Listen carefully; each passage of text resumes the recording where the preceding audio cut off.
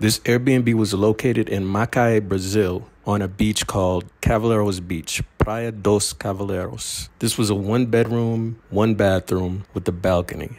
Nice spacious bedroom size, nice bathroom. The one thing I'll say about this bathroom, I'll get into that later. Be sure to stay tuned to the end and I'll drop the pricing, guest policy, and all of that good stuff. Here you have the living room, nice sized apartment, nice sized little kitchen. You had a gas stove. This was on a high floor. I don't remember exactly.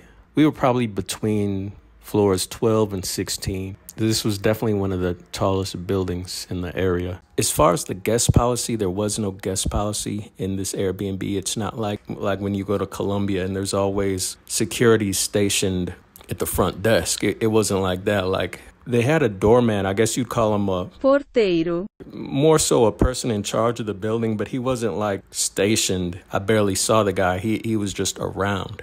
If you needed something, you would, get a hold of him. There was no like signing in guests, and we had plenty of guests come over, plenty of her family and friends. Very ample guest policy, I guess you could say. It faces east, so in the mornings you had the sunrise, and the sunsets were also nice as well. Of course, you couldn't see the sun, but you could see the light in the sky.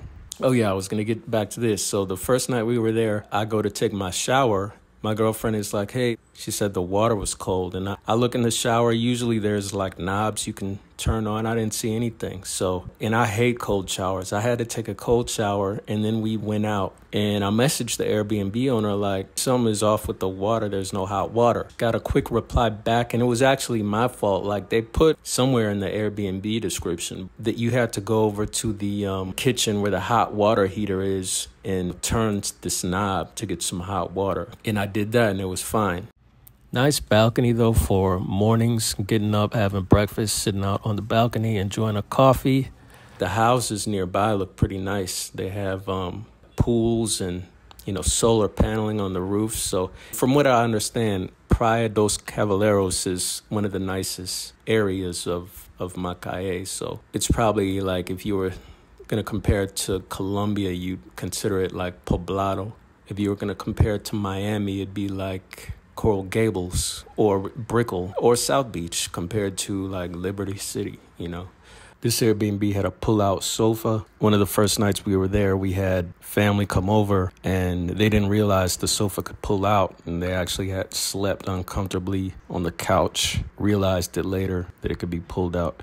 If you want to learn more about Macaé, I have a bunch of videos on Macaé. I'll drop links to those here. This is where the Airbnb was located. It was about a 10 to 15 minute walk to the coast.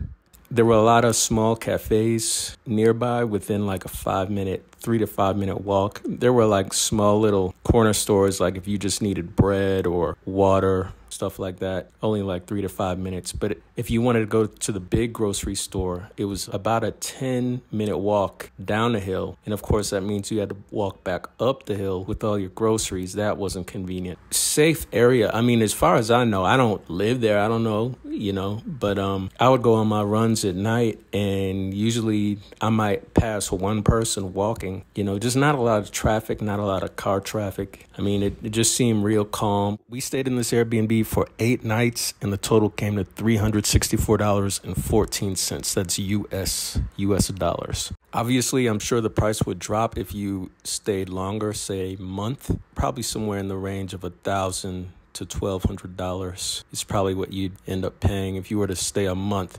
And I also want to say this was during the Rock in Rio festival. So you wouldn't stay in this Airbnb if you were attending that Rock in Rio festival. But if you were staying in Rio de Janeiro and say you wanted to get out of town for that festival, you would probably go to a city like Macaé. That's exactly what we did, because the prices in Rio de Janeiro and Copacabana skyrocketed. And I mean like 3 times the normal price. I say that to say they probably raised their prices as well. So you're probably looking at the high end, what you would pay. And I want to say this Airbnb was in a very nice building, very modern. It had a gym, small gym, not a big gym, but sufficient enough to do the job.